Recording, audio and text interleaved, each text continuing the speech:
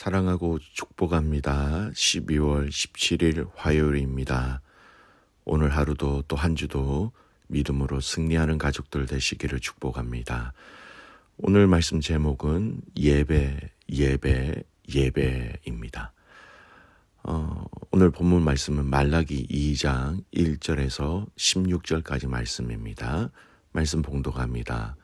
너희 제사장들아, 이제 너희에게 이같이 명령하노라. 만군의 여호와가 이르노라.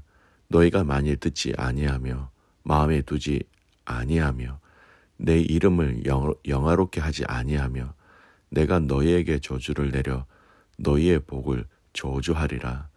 내가 이미 저주하였으나 이는 너희가 그것을 마음에 두지 아니하였음이라.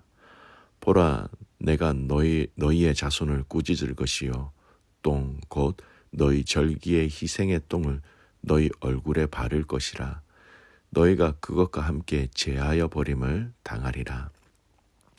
만군의 여호와가 이르노라. 내가 이 명령을 너희에게 내린 것은 레위와 세운 나의 언약이 항상 있게 하려 함인 줄을 너희가 알리라. 레위와 세운 나의 언약은 생명과 평강의 언약이라. 내가 이것을 그에게 준 것은 그로 경외하게 하려 함이라. 그가 나를 경외하고 내 이름을 두려워하였으며 그의 입에는 진리의 법이 있었고 그의 입술에는 불의함이 없었으며 그가 화평함과 정직함으로 나와 동행하며 많은 사람을 돌이켜 죄악에서 떠나게 하였느니라. 제사장의 입술은 지식을 지켜야 하겠고 사람들은 그의 입에서 율법을 구하게 되어야 할 것이니 제사장은 만군의 여호와의 사자가 됨이거늘 너희는 옳은 길에서 떠나 많은 사람을 율법에 거스르게 하는도다. 나 만군의 여호와가 이르노니 너희가 레위의 언약을 깨뜨렸느니라. 너희가 내 길을 지키지 아니하고 율법을 행할 때에 사람에게 치우치게 하였으므로 나도 너희로 하여금 모든 백성 앞에서 멸시와 천대를 당하게 하였느니라 하시니라. 우리는 한 아버지를 가지지 아니하였느냐? 한 하나님께서 지으신 바가 아니냐? 어찌하여 우리 각 사람이 자기 형제에게 거짓을 행하여 우리 조상들의 언약을 욕되게 하느냐? 유다는 거짓을 행하였고 이스라엘과 예루살렘 중에서는 가증한 일을 행하였으며 유다는 여호와께서 사랑하시는 그 성결을 욕되게 하여 이방 신의 딸과 결혼하였으니 이 일을 행하는 사람에게 속한 자는 깨는 자나 응답하는 자는 물론이요 만군의 여호와께 제사를 드리는 자도 여호와께서 야곱의 장막 가운데서 끊어 버리시리라. 너희가 이런 일도 행하나니 곧 눈물과 울음과 탄식으로 여호와의 제단을 가리게 하는도다. 그러므로 여호와께서 다시는 너희의 봉헌물을 돌아보지도 아니하시며 그것을 너희 손에서 기꺼이 받지도 아니하시거늘 너희는 이르기를 어찌 됨이니까 하는도다. 이는 너와 네가 어려서 맞이한 아내 사이에 여호와께서 증인이 되시기 때문이라. 그는 네 짝이요 너와 서약한 아내로되 네가 그에게 거짓을 행하였도다. 그에게는 영이 충만하였으나 오직 하나를 만들지 아니하셨느니라. 어찌하여 하나만 만드셨느냐? 이는 경건한 자손을 얻고자 하심이라. 그러므로 네 심령을 삼가 지켜 어려서 맞이한 아내에게 거짓을 행하지 말지니라. 이스라엘의 하나님 여호와가 이르노니 나는 이혼하는 것과 옷으로 학대를 가리는 자를 미워하노라. 만군의 여호와의 말이니라. 그러므로 너희 심령을 삼가 지켜 거짓을 행하지 말지니라. 아멘. 오늘 말씀 제목은 예배라는 제목으로 함께 말씀을 나누고자 합니다. 오늘부터 우리는 이제 구약 성경의 제일 마지막 성경인 말라기 말씀을 묵상합니다.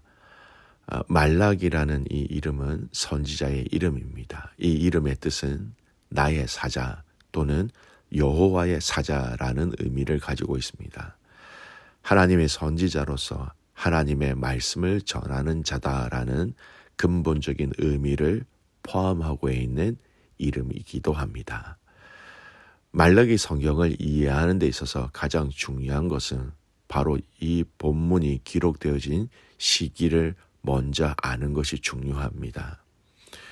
여러분, 이 가장 중요한 이 말라기 성경을 이해하는 데 있어서 가장 중요한 배경을 먼저 살펴보면 기본 배경은요, 느헤미야서와 아주 유사한 점에서 이렇게 비추어 볼 때 에스라나 느헤미야와 같은 시대, 곧 그게 세 차례로 걸친 바벨론 포로가 귀환되고 다 완료되어지고 난 이후에 성전 건축과 성곽 건축 등 일단의 재건 공사들이 끝나 외형적으로는 신정 국가의 면모를 어느 정도 갖춘 그때로 추측하시면 됩니다.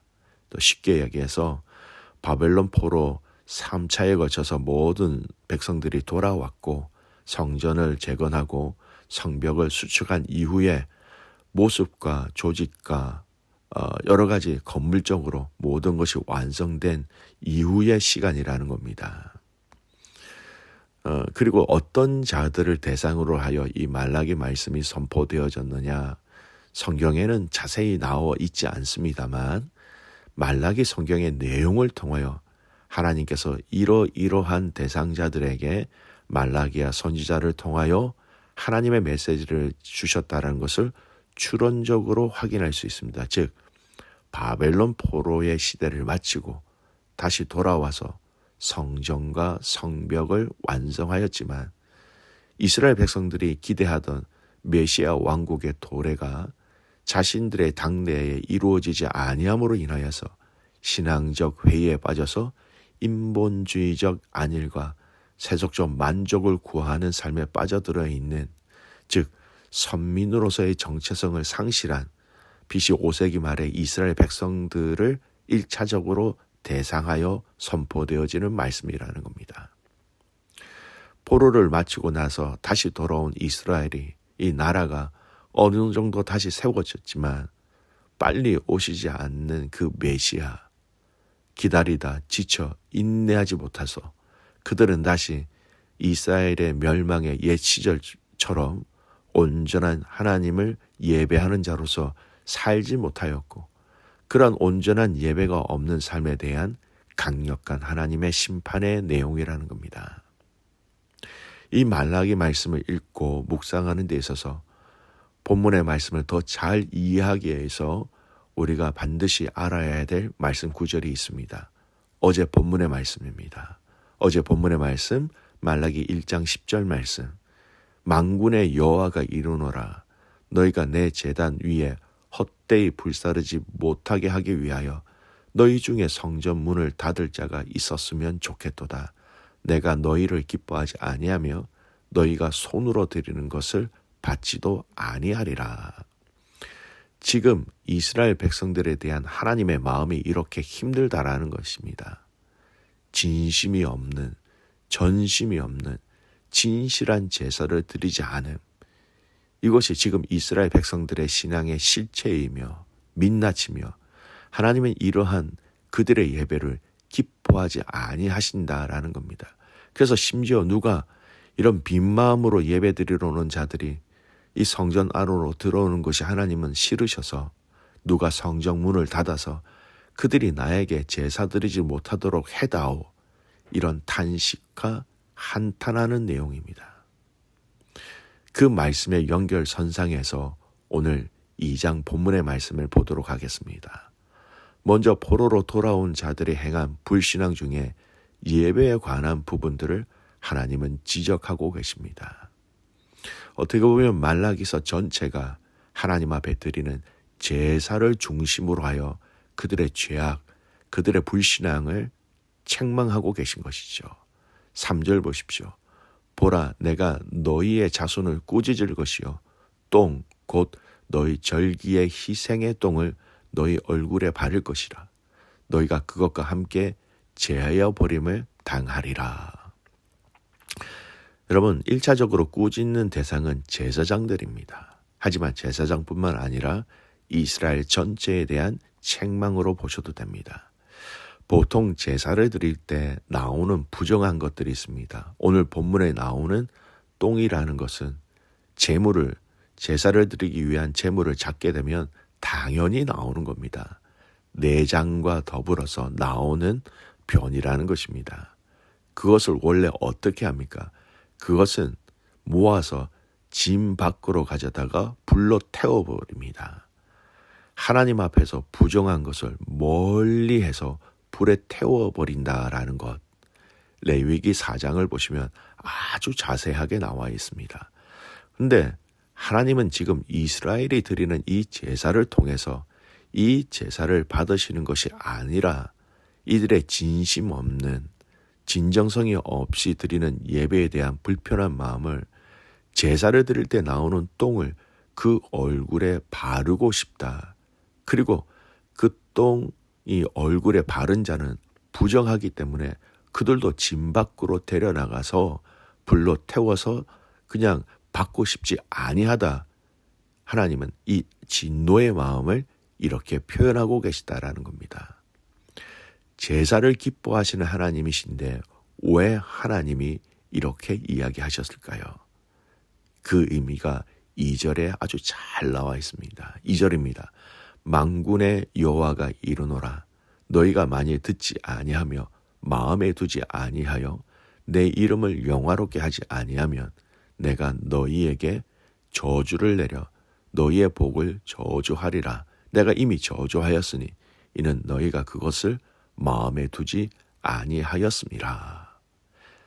여러분, 이 2절 말씀 가운데 핵심은요, 마음에 두지 아니하였다라는 겁니다. 이 말씀이 어떤 의미입니까?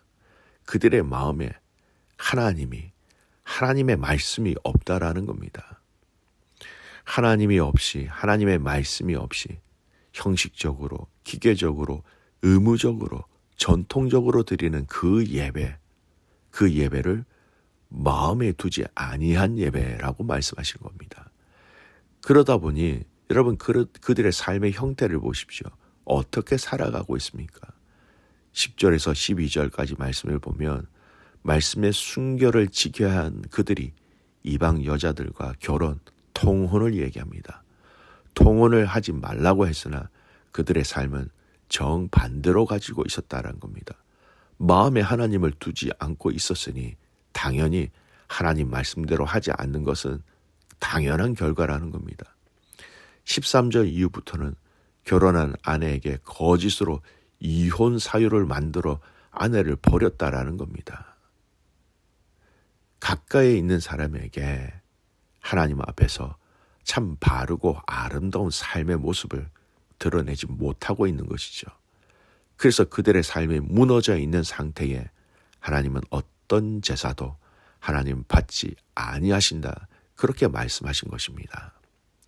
13절 보십시오. 너희가 이런 일도 행하나니 곧 눈물과 울음과 탄식으로 여호와의 제단을 가리게 하는도다. 그러므로 여호와께서 다시는 너의 봉헌물을 돌아보지도 아니하시며 그것을 너희 손에서 기꺼이 받지도 아니하시거늘.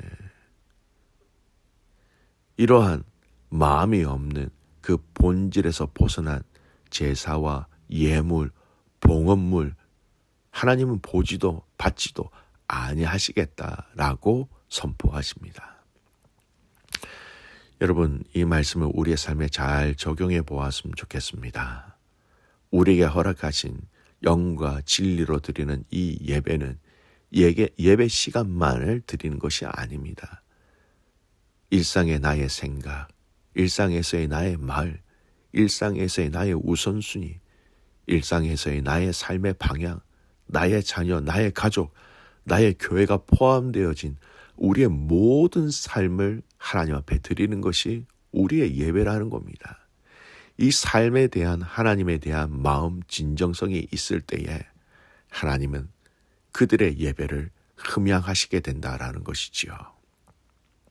사랑하는 성도 여러분, 오늘 이 말라기의 말씀을 묵상하면서 저와 여러분의 예배가, 기도가, 헌신이, 그리고 봉사가 여러분의 진정한 마음에서 시작되어질 수 있기를 주님의 이름으로 축복합니다. 그래서 그 예배 가운데 우리에게 힘을 주시고 고치시고 이끄시는 하나님을 함께 누리며 체험함으로 승리하는 가족들이 되시기를 주님의 이름으로 축복합니다. 오늘 이 말씀을 여러분이 새벽에 듣고 계시다면 튕거러 가는 원주민 선교팀이 이미 차를 몰고 가고 있는 도중이 될 것입니다. 그곳에서 그 선교지 현장 속에서 모든 우리 선교팀 가족들이 진심으로 하나님 앞에 예배할 수 있는 진정한 예배자가 될 수 있도록 함께 기도해 주시기 바랍니다. 함께 기도하겠습니다. 하나님 아버지, 감사와 찬송과 영광을 올려드립니다. 오늘 이 말라기 말씀을 통하여 우리의 삶의 예배가 얼마나 중요한지 다시 가르쳐 주셔서 감사합니다. 그 주일날만 드리는 그 시간과 그때 예배뿐만 아니라 우리의 일상의 삶이 예배가 되게 하시고 하나님을 경외하게 하시고 하나님을 인정하게 하시고 하나님을 진심으로 전심으로 사랑하며 인정하는 우리의 삶 되게 하여 주시옵소서. 오늘부터 이제 애보리진 단기 선교의 출발과 사역들이 시작되어집니다. 하나님 함께 하셔서 우리의 모습과 이름은 낮아지게 하시고 그리스도의 영광과 은혜가 그곳 가운데 그 지체들 가운데 흘러 넘치게 하여 주시옵소서. 그렇게 행하실 주님을 신뢰하며 살아서 역사하시는 예수 그리스도의 이름으로 감사하며 기도드리옵나이다. 아멘.